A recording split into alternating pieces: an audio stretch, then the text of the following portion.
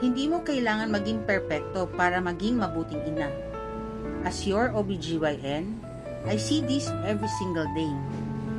In my clinic, I met countless women, some glowing with joy, others silently crying in fear.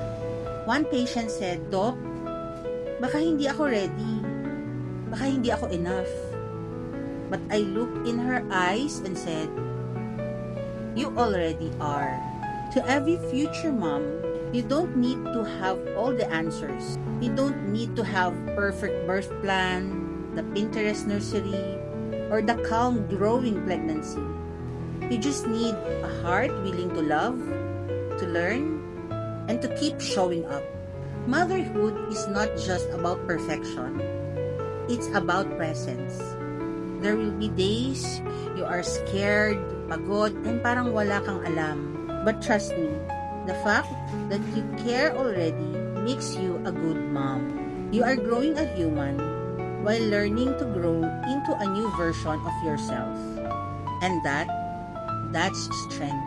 So this Mother's Day, I want you to hear this. You are seen, you are enough. You are becoming a mother, and you're doing better than what you think. Dr. Carla here, your OBGYN online. Real talk lang, walang filter, just facts, care, and science.